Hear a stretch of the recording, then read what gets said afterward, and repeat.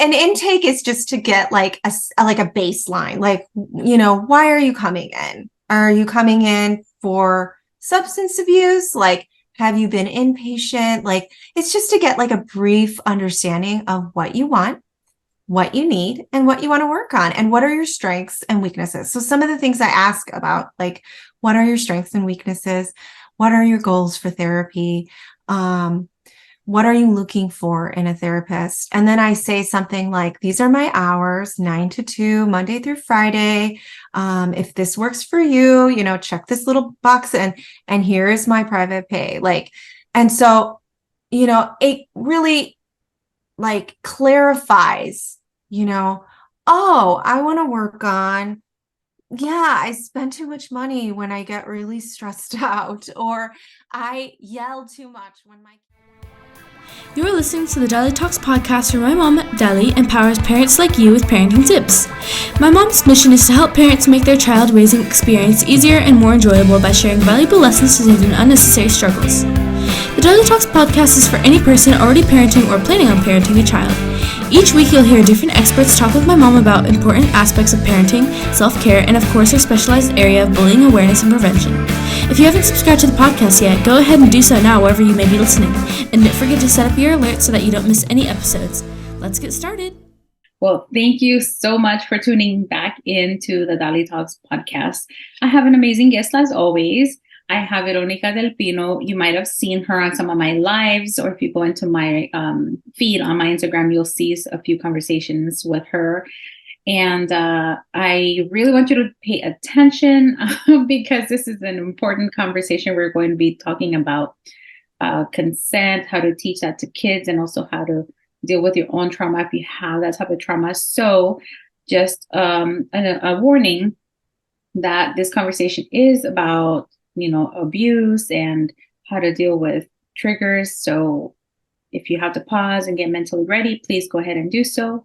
If you just want to skip this episode, I completely understand. But if you can listen to it, I urge you to please listen with an open mindset because this can be very different for some people. But without further ado, here's Veronica. Welcome, Veronica. Thanks for inviting me, Dali. I really appreciate you being open to having this conversation about children and childhood and motherhood and the journey that we take in raising our children, especially in the current climate that we're in right now.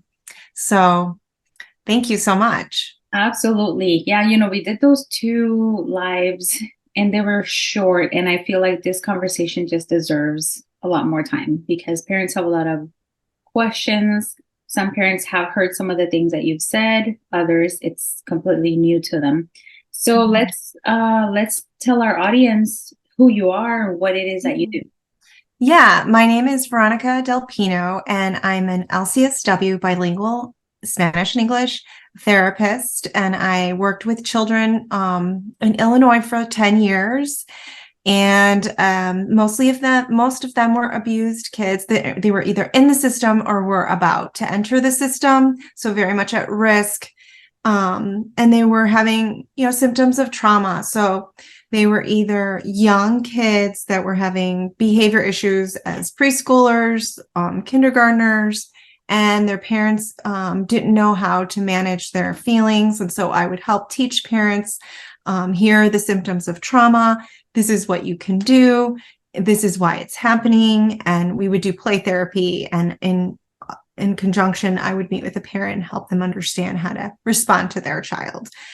And so now I've pivoted quite a bit. And now I work with mothers who've had some sort of childhood trauma, and it's coming up in their life. Sometimes children have tantrums and parents don't always know how to manage them. Being patient with your child is generally just a big challenge. But even more so for survivors of abuse, because the screaming, the yelling can trigger a parent and they don't know what to do. They, maybe laugh at the child and they don't help the child understand their feelings. or they just get upset or they lose their patience. So it's really important in those chapters and like potty training and all those stuff, how to manage these big feelings that parents sometimes come up with, and how it's affecting them, because it can trigger their own childhood trauma. Yeah. And that's a lot. I think that it can be very scary for a lot of us who have experienced abuse of any sort to talk about certain things. For example, I grew up in a very violent home.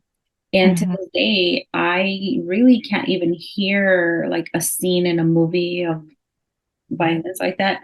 And I notice my heart rate immediately starts going up. I feel quivers inside my body.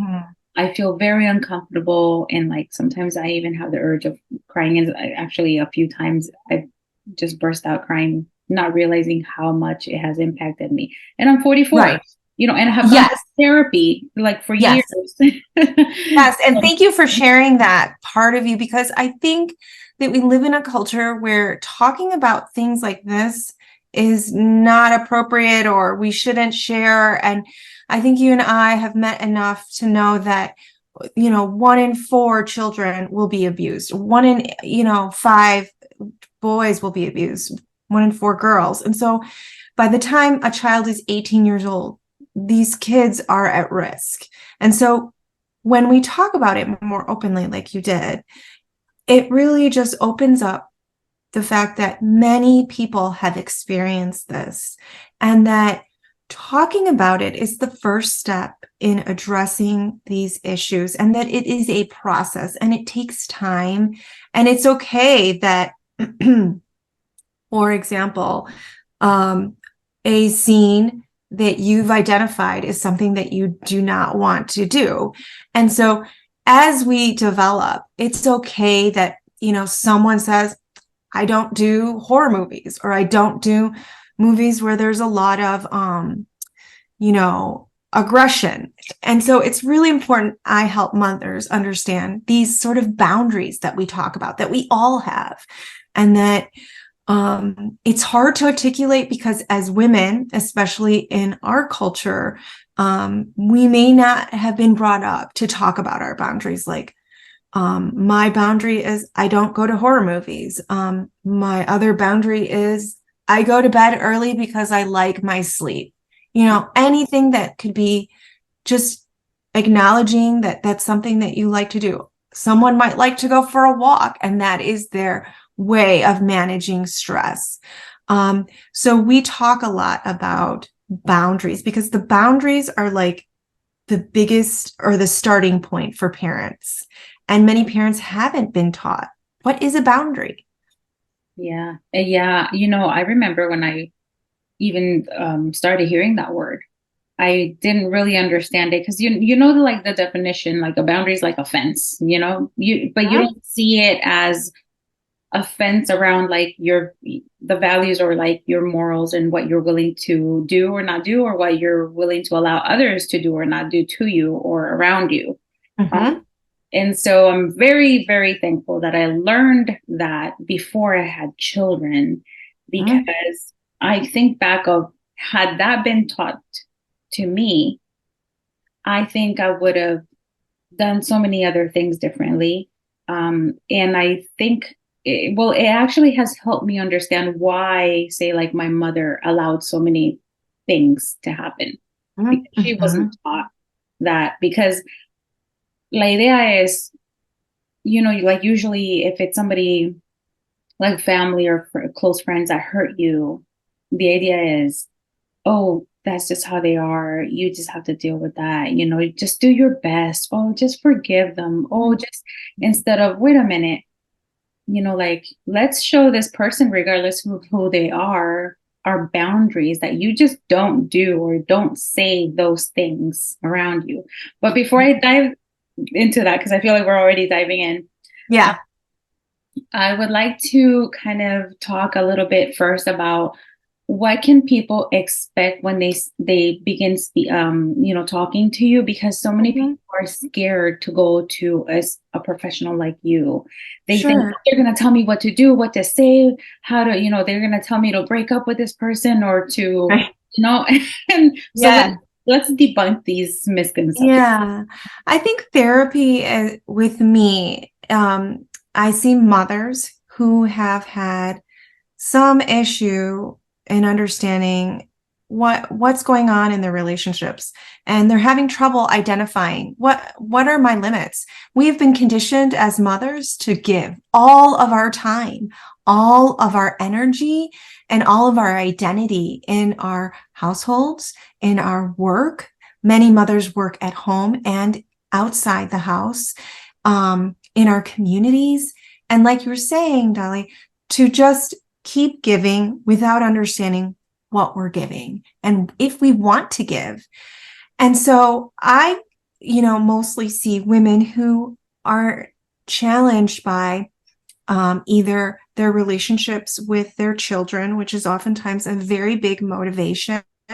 So they come in and they say, my 2-year-old is exploding. I don't know what to do. I give them choices. They don't listen to me. And so we talk about, okay, what are some things that you can do as a parent when your child starts exploding? How does that feel for you? And so I'm very much about working together with the parent and identifying their own feelings, their own thoughts, and their own process, because I really believe in self-determination.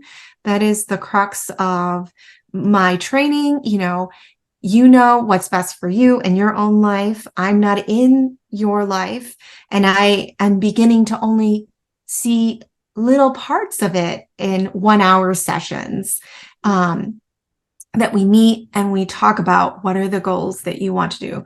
It could be a goal of, I want to be able to respond to my child when they start having a tantrum, or I want to be able to respond less reactive when my child makes a mistake.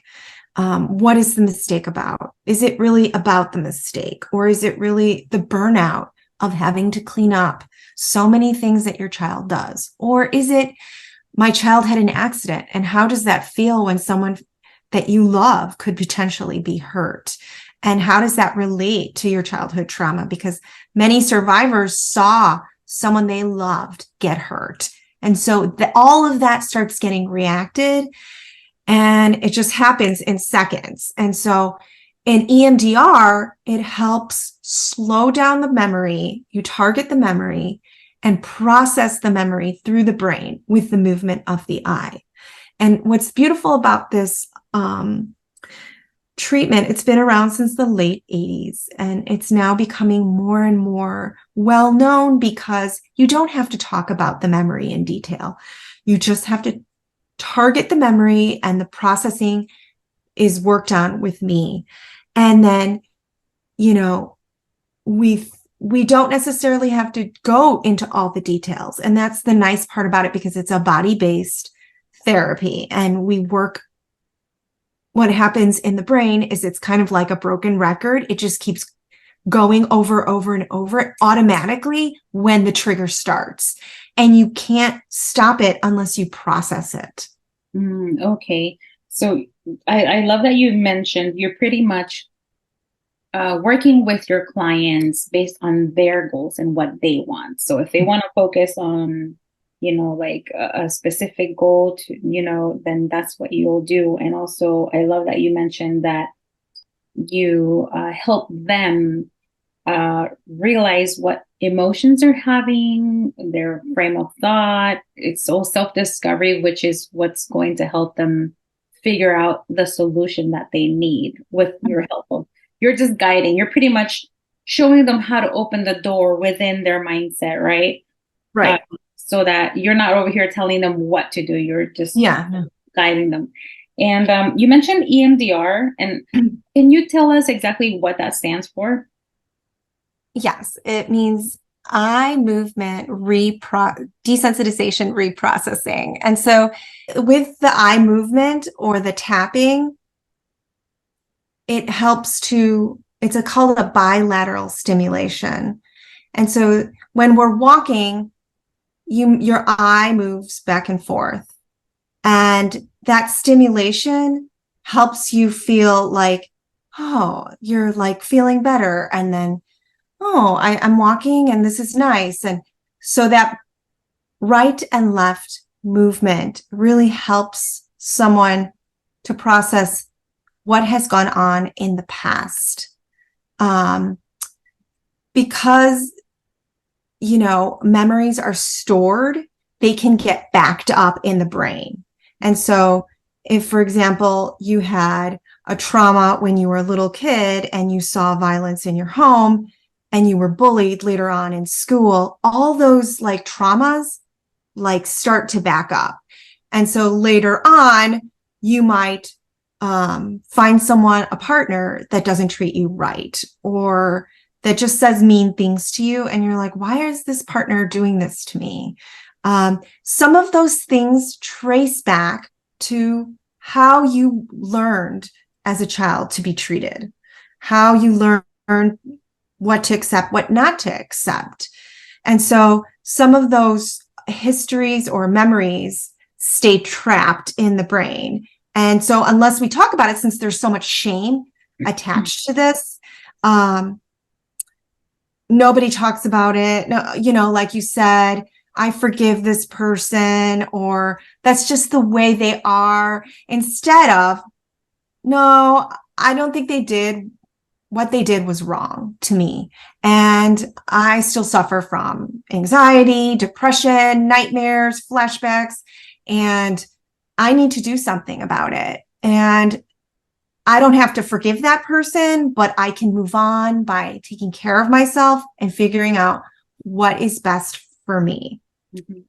Yeah. Thank you so much for breaking that down, because I know a lot of people, they hear these words EMDR and they're like, what is that? I've heard it before, but they don't really clearly understand it. So when you work with clients, do you only use the EMDR therapy style, or do you have I mean, it doesn't have to always be EMDR, especially in the beginning, because we're establishing a rapport.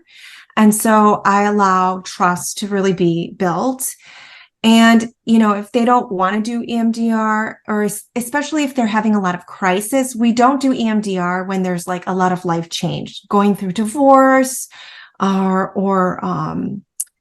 moving. Those are big changes that you have to be very stable in EMDR, because the processing is so efficient and so fast that some clients will say, oh, I was so tired, or I was so like, I needed to really get some rest that following day, because your brain is literally working so hard, but it's not costing you so much emotional turmoil. It's like it can be a physical manifestation, like lack of sleep or being really tired.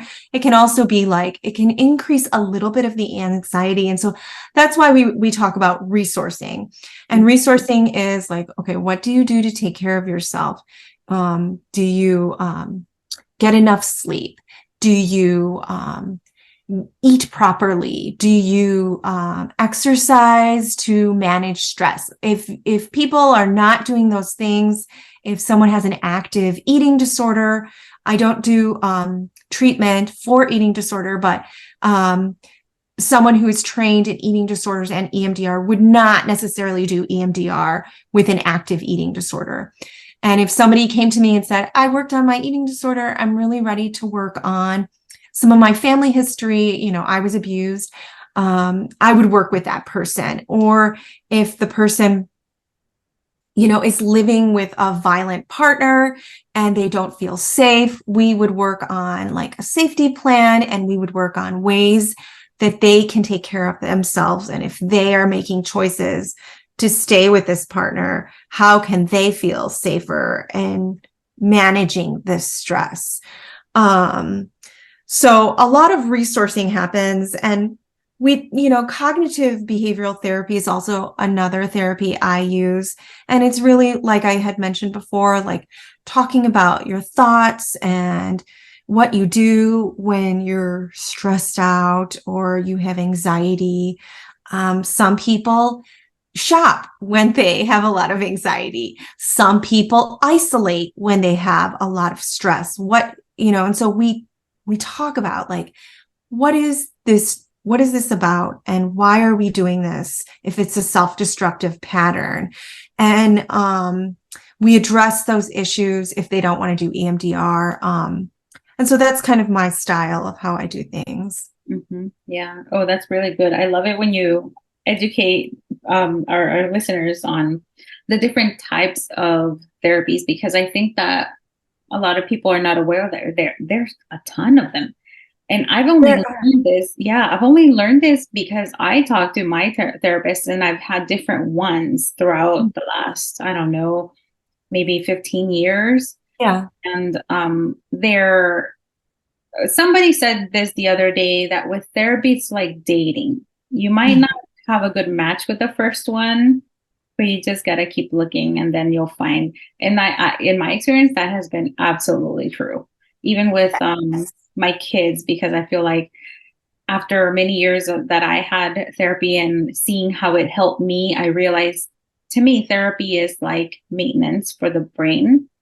Kind of like, going to the doctor just for checkups, only a little more often, because I like to do mine at least once a month minimum. Yeah.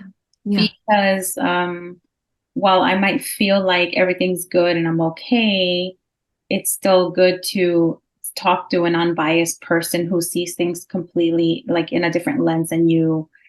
Because sometimes I feel like my therapists have prevented me going down a dark path because I was exhibiting certain behaviors or saying certain things that they were like, wait a minute, what's that about? And I was like, oh, no. And then they're like, oh, no, but I think that there's something there. I'm like, oh my gosh. And then I'll say it out loud to myself. I'm like, oh, that's where that's coming from. It's really magical. And I think, some people might be like, oh, they're just putting that in your head. No, no, no. It's just a person who observes something, just like a friend that might notice you're maybe having a lot of negative self-talk, and they're like, wait a minute, no. And that's all it takes for somebody to notice and ask and help you dig a little deeper. But and I'm so glad you talk about your experience, because it is difficult to find a therapist. It's not easy. There's so many therapists, but the great thing about that is that there are many people specializing in different things, and you don't have to stop. Like if you feel like, oh, I talked to that person for 15 minutes on a free consult, and I didn't really think she addressed my issue, or she seemed to not really know what I was talking about, or she seemed kind of distracted or whatever, you can move on and find another therapist. And my style is definitely one that I talk and I say, can I challenge you on that thought? I don't just sit back and just, because we can all have like a grandma or a friend that can listen, like you mentioned, and that's wonderful. And I think that we should feel connected to our family or our close friends or whoever we choose to spend our most time with.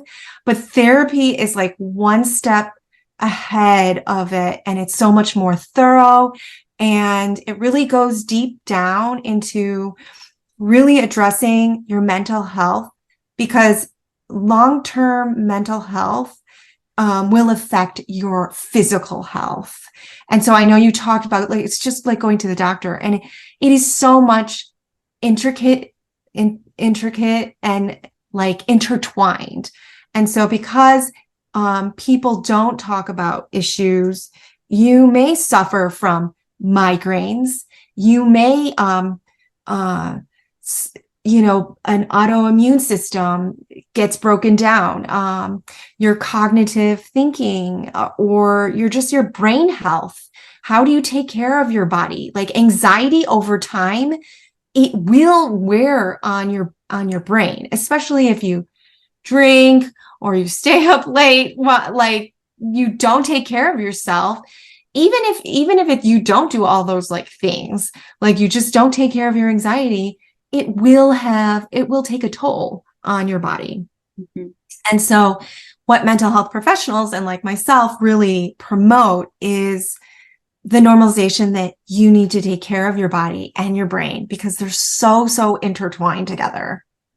Yeah.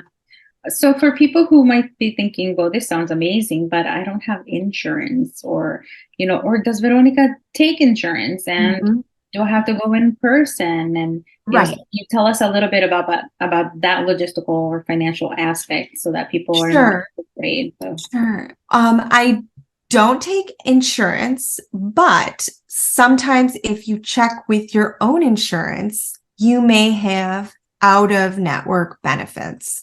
And so, for example, if you take your kid to the doctor, or if you go to the doctor and you have like medical appointments and you've like reached your deductible, you have to ask questions like to your insurance, what are my mental health benefits? What is my out of pocket expense or copayment if I were to see an out of network provider? And so it's really important to know like what your insurance is, what are your benefits, if I've reached my deductible, how much can my insurance reimburse me? Because many times insurance will reimburse you for your mental health benefits. So it's something to look into and to make sure.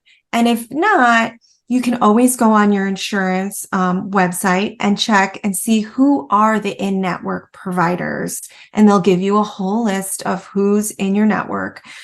And then you can take it from there. And you can oftentimes just get like a free 15-minute phone consultation and just say, hey, I'm looking for a therapist that can help me with, whatever, eating issues. And eating disorders don't have to always be like on that extreme. Sometimes people have eating issues like they're not eating enough, or body issues, or just, like feeling really down. And so I help like moms feel like, you can come to therapy if you feel like you're having body image issues, especially after you have babies.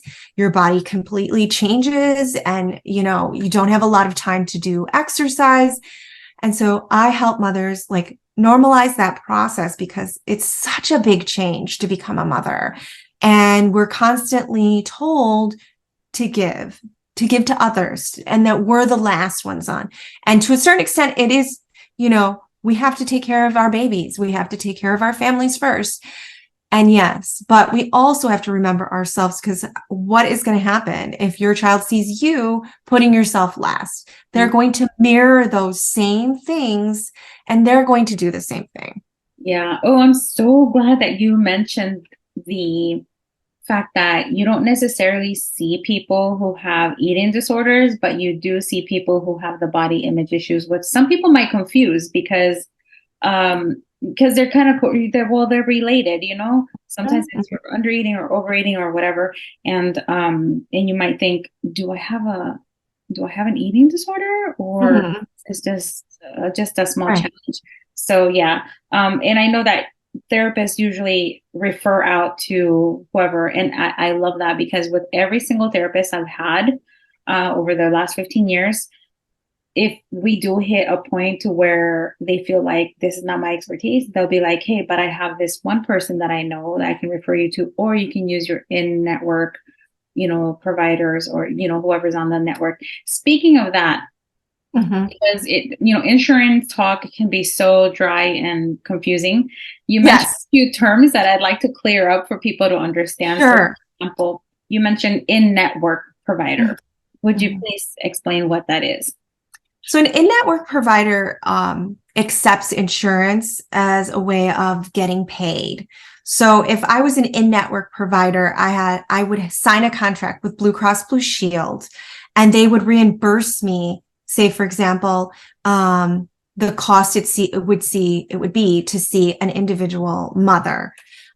Say, for example, they reimburse $100 and your copayment is $30. So they pay that portion, because every month, we all pay out in insurance if you have insurance, and they get that money, this pool of money, and then they pay me $100 for the session. And then you would pay, for example, $30 as your copayment. An out-of-network provider does not have a contract with Blue Cross Blue Shield, Aetna, United, whoever, and collects the payment directly from the client. There's no like person in between. And so the lovely part about that is that you don't have to diagnose someone to get the reimbursement, because with insurance companies, they have to see, oh, she has an adjustment disorder, which is probably the most benign disorder of all the disorders, that you're adjusting to something, like you're moved to a new state or you had a baby and you're adjusting. Anxiety is a common thing for moms to have. There's nothing wrong with anxiety. It can range from like, I have anxiety every time my child has a tantrum to I have anxiety every day when I wake up, and I don't know how to manage it. And so those are the main differences. I like to be an out-of-network provider because I like to work directly with my client and I don't like to have limits. Insurance companies can have sometimes limits, like you can only see your client or you can only see your therapist for 12 sessions or whatever. It goes on your record with out-of-network benefits. You don't have to have a record. So that's the beautiful part about it. And those are basically the big differences. Yeah, thank you so much for explaining that. And I love that you also mentioned that people can call their insurance company and ask who is on that list of, in network providers. And when you say providers, I know that a lot of people think, a general medicine doctor, but that also does include mental health professionals. I just wanted to mention that. Yeah. Yes, it does. And you can type it in. I go onto my website when I look for my own like therapist or doctor or whatever. And I just say like therapist. And then there's a zip code and you can put the zip code in and it just populates like the therapists that are in the network. And so you can, call for a consultation. But I really like to be out of network because it's a little bit less like the paper. We sometimes you have to wait for payment and then sometimes they don't get paid. And one of the things that's really, really not talked about with therapists and other medical professionals is that we are reimbursed at a much lower rate than medical professionals, dentists, everybody. And that has to do with the stigma of mental health. Mm-hmm. So lots of therapists have moved since the pandemic from in-network to out-of-network because of those reasons. But it's also easier just to directly work with your client and really give the service directly to them and cater to them. So yeah, I have a premium payment or rate. And so mine is $230, but I just filled one sliding scale with a client and I have another open, and that's a very like low sliding scale, but it's just like, you pay what you can. Like, so if your minimum wage, you pay your minimum wage, or, if we agree, this set amount is probably the best set amount, we agree about that. Mm-hmm. Because I like working with people and I like practicing my skills, and my ideal client sometimes isn't able to pay for that. And so I allow myself that flexibility. But I also know that I only work from 9 to 2 every day, Monday through Friday, because I'm a mother too. And I want to be there for my kids. And I also want to see clients like a lower level of caseload of clients, because the longevity of work in this field really requires me to get to know my clients and to really provide quality service and not be burnt out and be like, okay, which one of my 25 clients, 26 clients am I seeing? What did they say? Like, I really want to be present. And if I see too many clients, that's not going to give quality care. Right. Yeah. Thank you so much for being super transparent and even mentioning price, because I feel like a lot of people, because they're so afraid to find out what that price is, they don't even try. Mm-hmm. And I also want to make sure that people hear this, but just because Veronica pays her premium rate is $230 doesn't mean that everybody's is going to be like that. There's higher ones, there's lower ones, and that's why it's good to check with different providers. And I also appreciate that you mentioned the sliding scale. That's something that I remember when I learned of it, I was amazed. I think it's amazing. And I know that you can't provide a sliding scale to everyone, but Right. there are tons of providers out there who do have, a number of clients that they'll take on a sliding scale. Especially, I know a lot of them have told me that they'll make exceptions for those who they believe really, really need the help. And they do it from the goodness of their hearts. It's not because like, for whatever reason. And there's, yeah, I just want to mention that because so many people who need it just opt themselves out before somebody says, no, I'm sorry. And there's, yeah. Yeah, I think it's also kind of interesting too, because sometimes we don't know our own benefits. Like we really don't know, oh, I can be reimbursed, or like, I didn't realize that. That's great. I just have to tell my insurance company that I'm seeing this person and they can reimburse me. That's Yeah. great. Yeah, the first time I heard that, I was amazed because I stopped working with one of my therapists because the insurance had like so many sessions that they would approve. Mhm. That was military, they limit everything. So I was Uh-huh. working with Champ VA. Okay. And then they feel like if there's not enough justification to extend the sessions, then they'll just cut you off and be like, sorry, you're done. You're good now. Oh, wow. Okay. Yeah. Yeah, it Yeah. happened quite a few times. And so, but then I also at the same time had my own private insurance. And I remember a therapist told me, well, I will provide you with the invoice. You send it to your Yeah. insurance with all my Mhm. information, license number, and all this stuff. And then I was able to call my insurance first and ask them if they would pay that invoice, and they said yes, because they all have like limitations on how much. and Mhm. and I've also heard from many therapists that yes, it is hard for you all to get paid the rate that you deserve, Right. to get paid at all. Sometimes they just totally gyp you, um Yeah. which is horrible. And all because, and it's so ironic that they're doing that because of the stigma of mental health, while at the same time these same insurance companies are promoting the importance of mental health, and yet I they're know. ripping you off. But anyway, that's a whole nother conversation we can have. Yes. Yes. But It's a whole other conversation. yeah. And I think that um people, like therapists, we were trained to be really not like ask for what we want. We were trained to always be like of service. Mhm. Um, but really we have our masters. All of the therapists have master level training.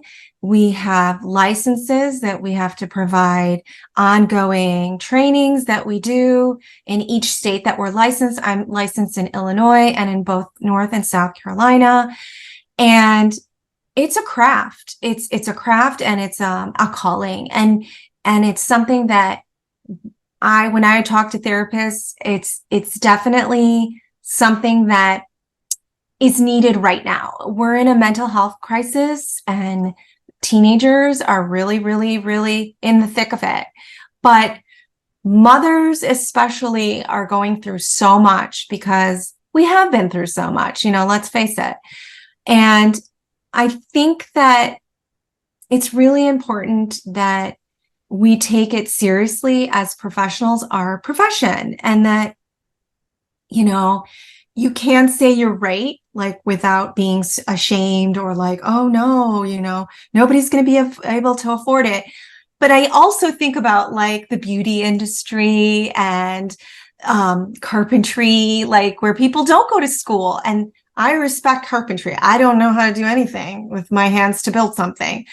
I think it's a wonderful craft, but when we think about the generations of impact that we have on people's lives, we are literally changing lives over generations. So I try to keep that in mind when I talk about my profession and talk about my craft, that there is stigma and that there are still like many systems that are not upholding and honoring it.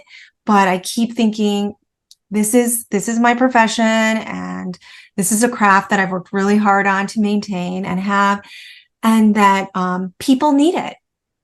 They absolutely do. Even people who think that they don't need it, need it.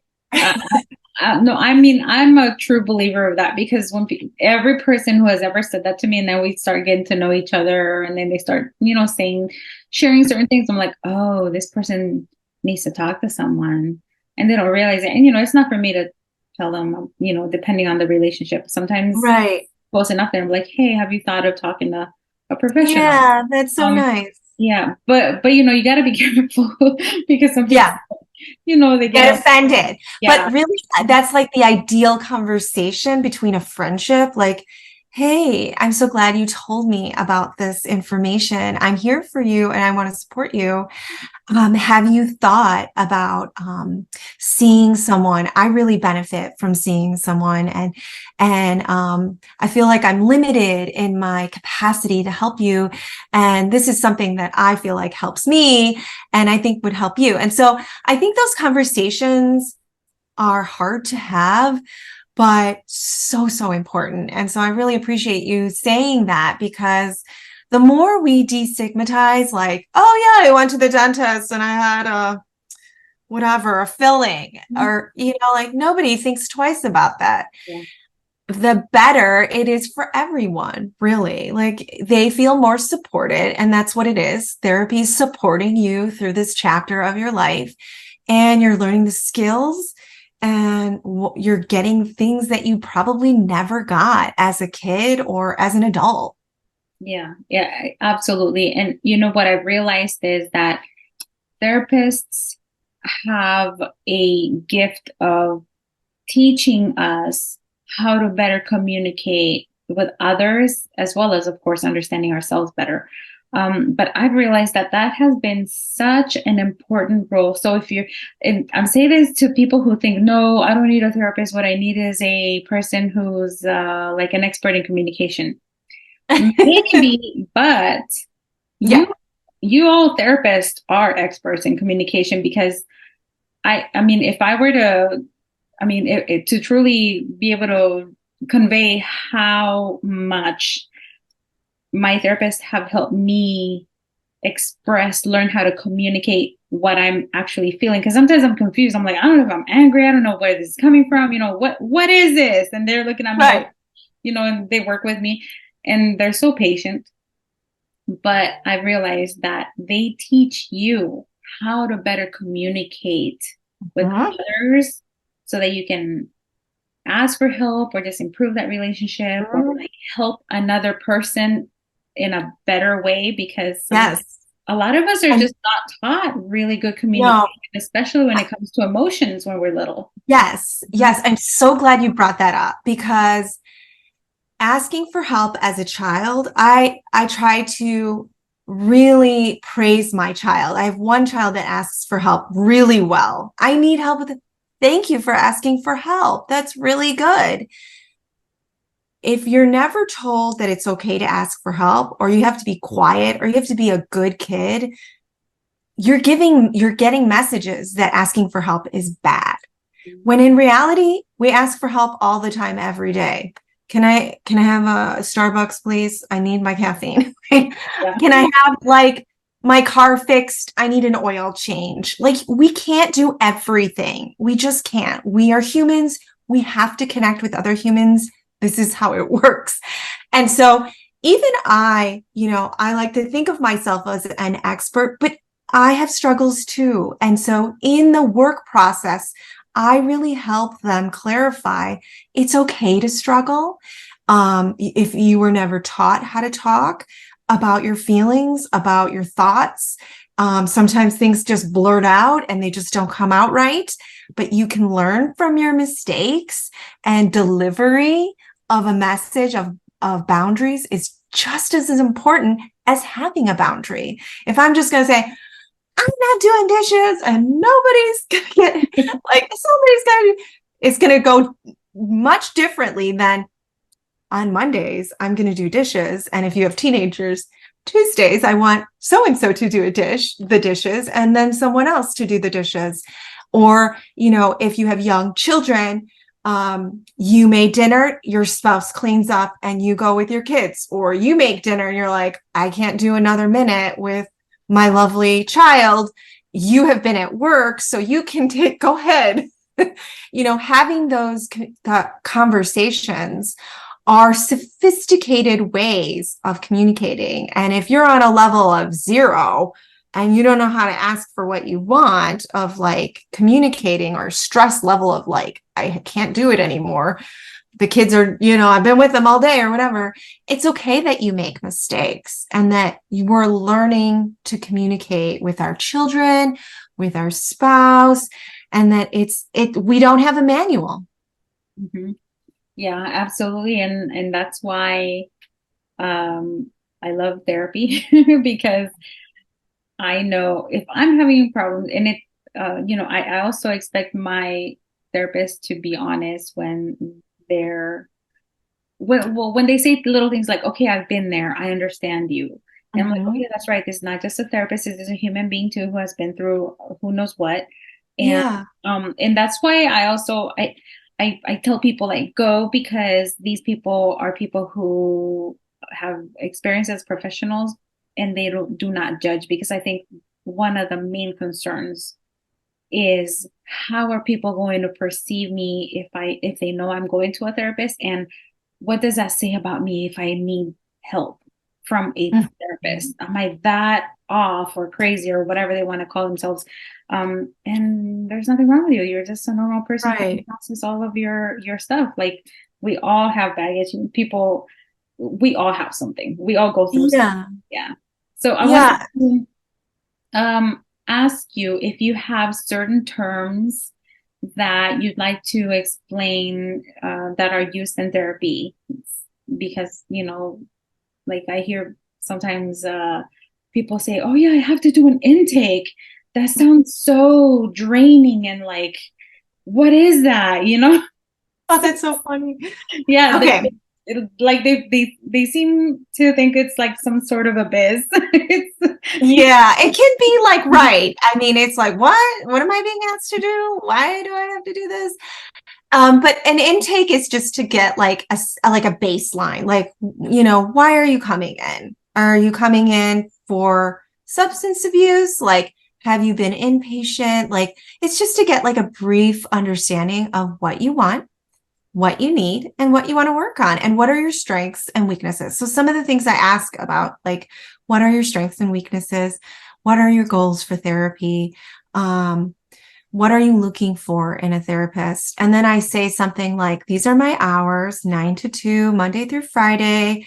If this works for you, check this little box, and here is my private pay. Like, and so, it really like clarifies, oh, I want to work on, I spend too much money when I get really stressed out, or I yell too much when my kids start yelling at me and I don't know why I'm yelling at them with a 4-year-old. Like, this doesn't make sense. Like, how do I figure this out? And so we just it's like an intake is very like just to get like an idea of what's happening. And not every therapist is for everybody, because there's so many different people. And so like, if a man calls me, I have sometimes men call me and they're like, I'm looking for therapy. My wife says I'm too controlling. I just want to stay with my wife, or whatever the intake is or the call. And I say, I'm sorry, I don't work with, men who have issues with control, and, if you've had an affair or whatever the issue is. And so I refer and I make sure I have resources, because I want to direct people to the right places. So I say, here's someone that works with men who batter, and here's a group in this area, or here's an individual therapist that has had experience working with men. He is male. And so sometimes it's important, because we don't want to work necessarily with someone that we don't have the skill set for, because not every therapist is trained in every problem. And so the beauty of being like really niche down is that you have that expertise, and that the next person will have maybe the expertise that you're looking for. Yeah. I thank you so much for answering that question and for giving that detailed scenario so that people are aware. That's what they should expect. They shouldn't just expect anybody just to take them just for the sake of taking them and taking their money, because it can get expensive. Yeah, and you don't want someone to be like, uh-huh, uh-huh, uh-huh. I mean, your grandma can do that, or your friend can be like, yeah, it's tough. I hate that person, or whatever. You shouldn't be treated like that.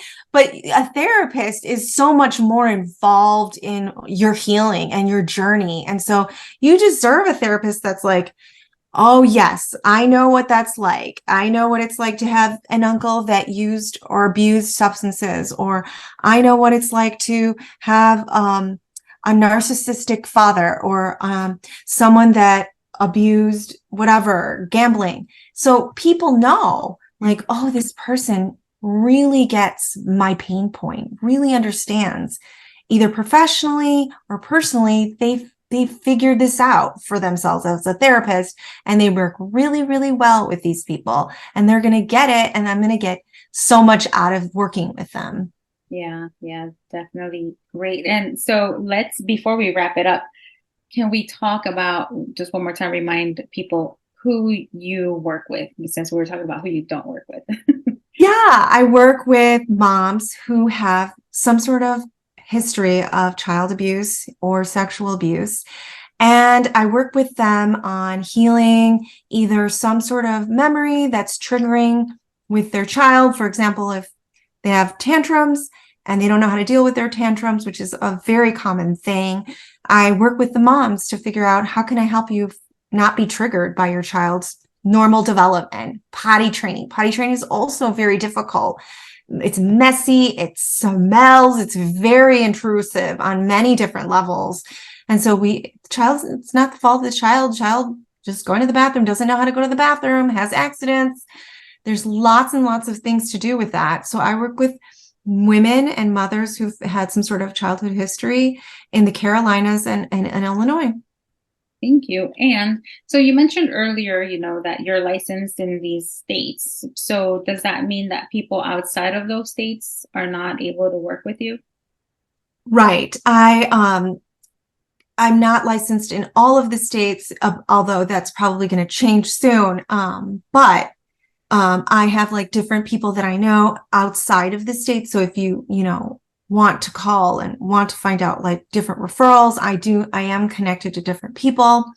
And yeah, like you can call and we can do a consult and see if we're a match. Mm-hmm. Yeah. I'm glad that you worded it that way, that we're a match, because I like to remind people that it's not just about you liking the therapist or the doctor or whoever it is you're looking for. It's also about them, because I'm pretty sure, well, I've heard from some friends that are in different fields that they have had some pretty bad experiences with some clients and they would never work with certain people again. So I'm pretty sure that does not exclude therapists from having the same experience. Yeah. Yeah. Like if I'm not an expertise in bipolar, I would be pretending that I knew how to manage a client who's going through bipolar, and their treatment would be hindered, and that we're not doing any service to anybody. Or if like someone who has other issues. And so my expertise is in motherhood, consent, and helping their child with their body autonomy and all of that, so that they feel like, okay, I can prevent my child from getting abused as well. And I can feel confident and not worry. Yeah. And I have to ask a few more questions before we go. But sure. So what should parents expect during the first session with a therapist? But the therapy session is for their child as well. Oh, that's a good question. So there's some paperwork to fill out. I don't see children right now. I'm only exclusively online.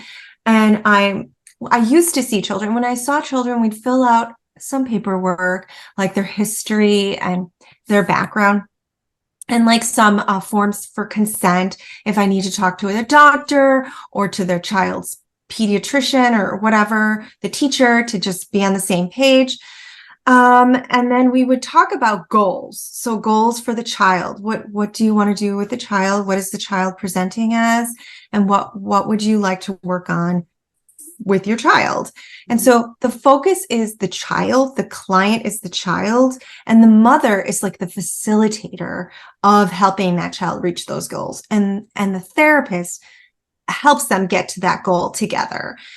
And so the therapy would be like 30 minutes with the child. This is my particular style. And then 30 minutes or 20 minutes with the parent. Like, what did you think about like the therapist will play with the child and they like do the play therapy, and it's very cute. It's fun, lots of stuff. And then the parent will be like, oh, I didn't know I could play with my child, or I didn't know I could talk about my feelings with my child. And I didn't know we could address a tantrum this way by reflecting their feelings or talking about how daddy, hits mommy or whatever.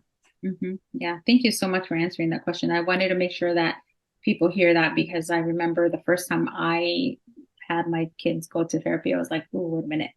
And just the whole idea of like my child being in a room with closed doors, with a stranger, I was like, not that I expect anybody to hurt my child, but it's like people who have had trauma always think that way on the prevention. Yes. Like, we're on alert, no matter. Yes. Yeah, regardless of how many years it was, you just always. A therapist like really needs to build rapport with the parent. The parent's not going to come in again if they don't have trust with a therapist. And so the parent needs to feel like, oh, okay, I know this therapist and she's working this way with the child. And if the child wants to meet with a therapist alone and they feel comfortable, the parent can then but at first it's really with the parent and the child and kind of building rapport. Yeah. Because one of the things I also constantly do with my kids is, do you like your therapist? What do you like about? Do you feel like your therapist is helping you get through some of the things that you want to work, you want to resolve? And that's how we go. And then at a certain point, I remember my kids were like, oh yeah, she's nice. I'm like, but is she helping? She's like, I think so. And then they had a talk with my sister, who's a school psychologist. And she called me. She's like, oh my gosh, she was amazing. She actually like asked these questions that really helped me. And it made me realize I need to stop working with Miss So-and-so and look for a new therapist. I was like, oh, okay. So that was interesting, because I was like, oh, because, that's, if it's your first time with a therapist, you don't really know the difference. You just think it's going how it's supposed to be going. And right. And the same thing can happen to adults too. So, yeah. Yeah. And sometimes, so it's really important that you feel like you fit. I like the word fit too. You fit with your therapist. Like, this is a good fit. And at any time it could change, and that's okay. Yeah, definitely. And one thing I also, I remember hearing, your therapist is not your friend, because some people those boundaries. So that's another really great lesson. Yes. Your therapist is not your friend. And I'm on social media. I'm Veronica Del Pino, and I cannot follow my clients. My clients can follow me, but I cannot follow them. And there's a disclaimer that I put on there that it's not therapy, that people need to understand that's just like tips and like things that for marketing purposes. Right. And so, purposes only. Yeah. Social media is like a whole, right. Like, I cannot follow you back. I told my people, like, I'm not an attorney. Seek legal advice if you need to with an attorney, but this is just for information only. Right. I think people need to be reminded, and it's part of being a professional at this point on the internet with your craft. And so, I try to remind people and put it on my highlights. I just added it. So let's mention your website and everything. Your website and also the social media platforms that you're on, please. I'm on www.veronicadelpino.com, just my name, and you can book an appointment online. It's self-schedule if you'd like, and we could do a 15-minute consult for free and see if we're fit.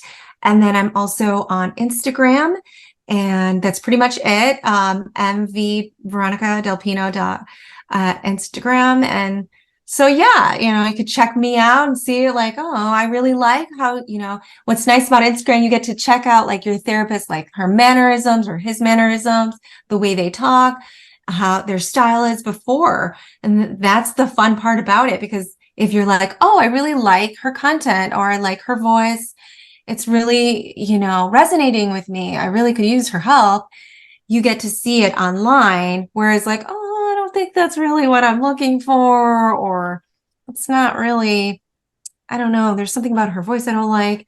And then you say, okay, moving on. Yeah, you make a great point. Yeah, that is absolutely correct. And there's nothing wrong with you not liking that person's style. You just move on to the next. Yeah. Right. Like there are so many therapists out there. And what's nice about it is I know that there's so many people, and that my ideal client is out there, and she just needs to find me. I'm here. And last, I must mention that you also provide the services for Spanish speakers because you're fluent in Spanish too, right? Yes, sí, hablo español y estoy disponible acá para servirle y darle la terapia adecuada. And whenever you're ready, people can call and feel free. What's nice, online, you don't have to, drive to your appointment. And if you're in Illinois or somewhere in North Carolina or South Carolina, you could just hop on your computer and meet with me. And that's the nice part about it now, that you don't have to like do so much traveling and, at your leisure, just see someone online.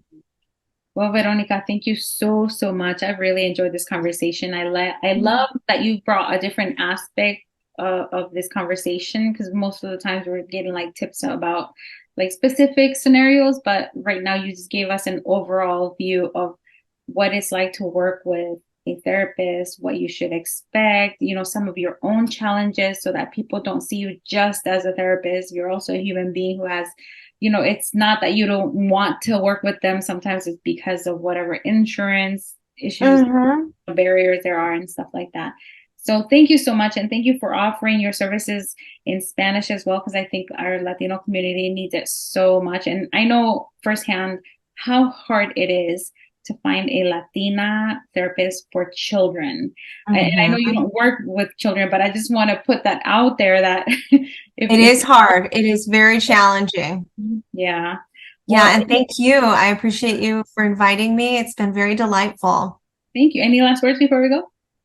No, gracias por todo y para otro tiempo, ya sé.